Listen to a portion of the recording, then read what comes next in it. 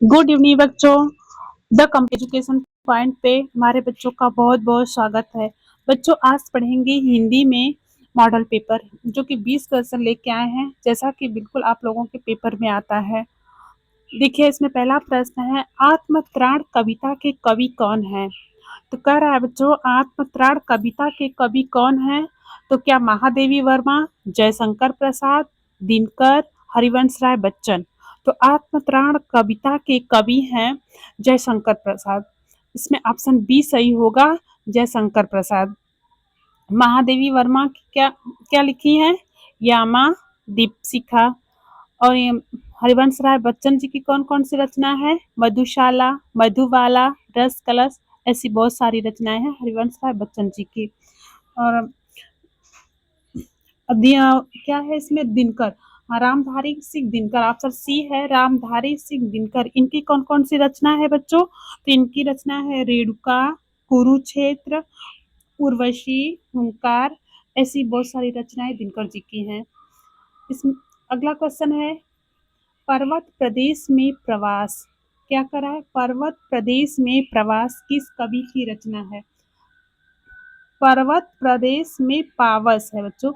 पावस किस कवि की रचना है? सुमित्रा नंदन पंत, मैथिली शरण गुप्त, सूर्यकांत त्रिपाठी निराला, रामधारी सिंह दिनकर। तो ये किस कवि की किसकी है? सुमित्रा नंदन पंत जी की है।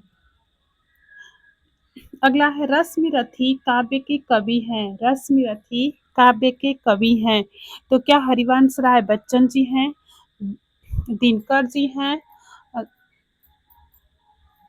सूर्य हाँ,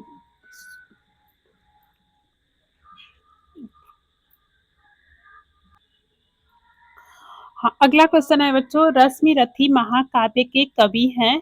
तो रश्मिरथी महाकाव्य के कवि हैं हरिवंश राय बच्चन, रामधारी सिंह दिनकर, सुमित्रा नंदन पंत, मैथिली शरण गुप्त। तो इसमें कौन है? राम, ऑप्शन बी सही होगा, रामधारी सिंह दिनकर। अगला है, स्मृति कविता के रचयिता कौन है? स्मृति कविता जो है बच्चों, स्मृति कविता किसने लिखा है? तो क्या महादेवी वर्मा, सुमित्रा नंदन पंत, गुप्त जी, और पंत, मैथिली शरण गुप्त, राजेंद्र प्रसाद। तो क्या बच्चे इसमें ऑप्शन ए सही होगा, महादेवी वर्मा। स्मृति के लेखक कौन है? महादेवी वर्मा। नेक्स्ट है, कोशिश करने वालों की कभी हार नहीं होती। तो इस कोशिश करने वालों की कभी हार नहीं होती, यह किसकी है बच्चों? यह रचना किसकी है? तो क्या हरिवंश राय बच्चन जी की है, सुमित्रा नंदन पंत की है, रामधारी सिंह दिनकर की है, मैथिली शरण गुप्त की है? तो किसकी है बच्चों? हरिवंश राय बच्चन। इसमें ऑप्शन ए सही होगा, हरिवंश राय बच्चन जी की है।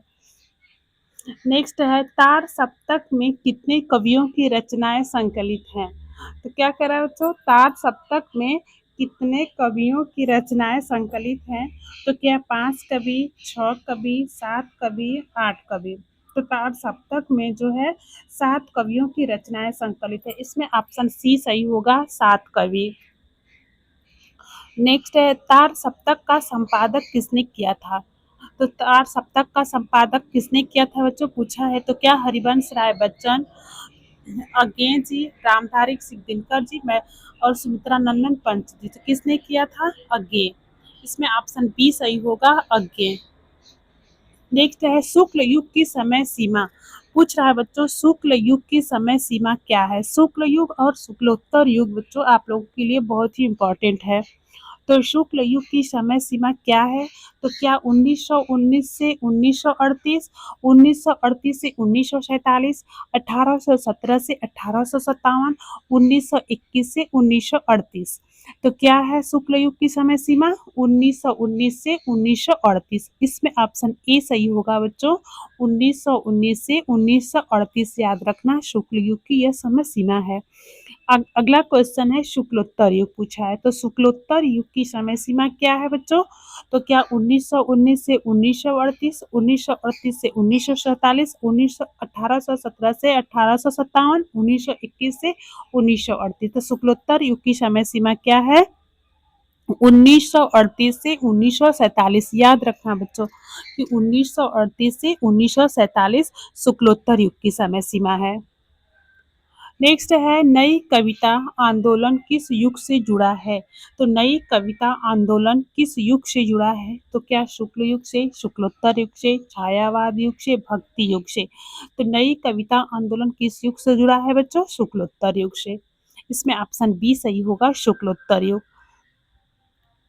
10 नंबर आप लोगों का साहित्य से था और 10 नंबर अब ग्रामर से देखेंगे। शताब्दी में समास है, यहाँ समास पूछा है बच्चों, तो शताब्दी में समास है तो क्या कर्मधारय समास, बहुव्रीहि समास, द्वंद्व समास, द्विगु समास। तो शताब्दी में कौन सा समास है, द्विगु समास।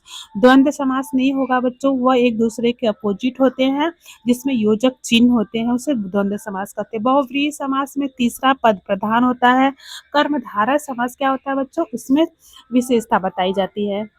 तो इसलिए आप लोगों का द्विगु समास क्या होता है, जो संख्यावाची हो उसे द्विगु समास कहते हैं। नेक्स्ट है हे खग हे मृग हे मधुकर श्रेणी तुम देखी सीता मृग नयनी में कौन सा रस है। क्या पूछा है बच्चों, इसमें रस पूछा है। तो आप लोगों के सिलेबस में आप लोगों को 2 रस पढ़ने हैं, कौन से, एक हास्य रस और एक ठो करुण रस। तो इसको यह कौन सा रस है आप लोगों का, यह क्या होगा, करुण रस। तो ऑप्शन ए में है हास्य रस नहीं होगा, वीर रस नहीं होगा, वीर रस तो पढ़ना ही नहीं, इनमें से कोई नहीं, तो क्या सही होगा, करुण रस। नेक्स्ट है बंदहु मुनि पद कंज रामायण जेहि निर्मय सरवर सुकमल मंजु दोष रहित दूषण सहित। उपर्युक्त छंद को पहचानिए। बच्चों आप लोगों को 2 छंद पढ़ने हैं, रोला और सोरठा। तो यह छंद पहचानना है कि यह कौन सा छंद है, तो क्या रोला है, सोरठा है, दोहा है, चौपाई है। तो क्या है मेरे बच्चों, यह सोरठा है। इसमें ऑप्शन बी सही होगा, सोरठा।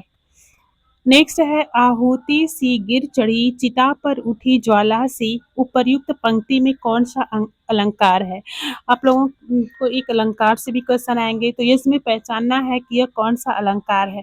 तो क्या रूपक है, उत्प्रेक्षा अलंकार है, उपमा अलंकार है, अनुप्रास अलंकार है। तो कौन सा अलंकार है बच्चों, उपमा अलंकार है। जहाँ देखना योजक चिन्ह आ जाए और सासी से आ जाए, वहाँ क्या होगा, उपमा अलंकार। उत्प्रेक्षा अलंकार में क्या होता है, जहाँ शब्दों की आवृत्ति हो वह उत्प्रेक्षा अलंकार होता है। नेक्स्ट है चंद्रमा का पर्यायवाची क्या है। चंद्रमा का पर्यायवाची क्या है, क्या शशि है, भानु है, अनिल है, नील है, नीर है। तो चंद्रमा का पर्यायवाची क्या होगा, शशि। दंत का बच्चों, इसमें दंत जो है यह क्या है, तत्सम है। तो दंत का तद्भव रूप क्या होगा, यह बताना है। तो तत्सम और तद्भव क्या होते हैं बच्चों, जो जो तत्सम होता है वो संस्कृत के शब्द होते हैं, और जो तद्भव होते हैं वह हिंदी के शब्द होते हैं। तो यहाँ आप लोगों से तद्भव पूछा है कि, तो तद्भव, दंत का तद्भव क्या होगा, दांत, दंती, दांती, दंतवत। क्या होगा बच्चों, दांत। इसमें ऑप्शन ए सही होगा, दांत। नेक्स्ट है अनुशासन शब्द में कौन सा उपसर्ग है। तो उपसर्ग कहाँ कैसे लगता है बच्चों, उपसर्ग शब्दांश के आगे जुड़ता है, और तो उसे उपसर्ग कहते हैं। जो शब्दांश के आगे जुड़ता है, तो अनुशासन में कौन सा उपसर्ग है, क्या अनु है, परा है, प्रति है, अप है। तो अनुशासन में कौन सा उपसर्ग है बच्चों, अनु। जो जिसमें अनु आगे जुड़ा है, जो पीछे मतलब उपसर्ग जुड़ने के बाद जो शब्द बचते हैं आप लोगों के, उसका भी कोई अर्थ निकले। ऐसे ही नहीं कि जो ऐसा ही शब्द बच जाए जिसका कोई अर्थ ही ना हो। तो अनु उपसर्ग जुड़ गया और बचा है क्या, शासन। तो इसलिए आप लोगों का ए ऑप्शन सही होगा, अनु। इसमें उपसर्ग जुड़ा है। नेक्स्ट है वाक्य किसे कहते हैं। एक क्वेश्चन बच्चों आप लोगों के वाक्य से आएगा। तो वाक्य किसे कहते हैं, क्या यह एक सार्थक शब्द समूह को, ऑप्शन बी है व्यवस्थित शब्द समूह को, या ऑप्शन सी है दोनों, या इनमें से कोई नहीं। तो क्या है, इसमें ऑप्शन सी सही होगा, दोनों। बच्चों ये जैसे वाक्य एक सार्थक समूह को भी वाक्य कहते हैं और व्यवस्थित समूह को भी वाक्य कहते हैं, इसलिए ऑप्शन सी सही होगा, दोनों। अगला क्वेश्चन है बच्चे दौड़ते हैं वाक्य किस वाच्य से संबंधित है? तो बच्चों आप लोगों के पेपर में वाच्य से भी क्वेश्चन आएंगे। तो वाच्य कितने प्रकार के होते हैं पहले इसको बताइए। तो वाच्य कितने प्रकार के होते हैं? 3 प्रकार के होते हैं, कर्तृवाच्य, कर्मवाच्य, भाववाच्य। तो यहाँ पूछ रहा है बच्चे दौड़ते हैं, कौन सा वाच्य है? तो क्या भाववाच्य है, कर्मवाच्य है, कृतवाच्य है? तो कौन सा वाच्य है? कृतवाच्य है। कर्मवाच्य क्या जैसे सिंपल सा शब्द मतलब कि वाक्य वाक्य आ जाए बच्चों तो वह क्या होता है? कृतवाच्य होता है। जिसमें की द्वारा लगा रहे वह कर्मवाच्य हो जाएगा। भाववाच्य में क्या होता है? मुझसे खाया नहीं जाता, मुझसे पढ़ा नहीं जाता, जहाँ नहीं शब्द जुड़ जाए वह भाववाच्य होता है। अगला है प्रिया से आया नहीं जाता वाक्य का कृतवाच्य में रूपांतरण होगा। तो जो यहाँ रूपांतरण पूछा है तो प्रिया से आया नहीं जाता तो क्या होगा इसमें? प्रिया नहीं आती, प्रिया से नहीं आया जाता, प्रिया द्वारा आया जाता, प्रिया आएगी। तो क्या होगा इसमें? ऑप्शन ए सही होगा, प्रिया नहीं आती। तो प्रिया से आया नहीं जाता तो इसका क्या होगा? प्रिया नहीं आती। ये आप लोगों का लास्ट क्वेश्चन था बच्चों। कल फिर शाम 6 बजे एक नई क्लास के साथ मिलेंगे। तब तक के लिए बाय बच्चों।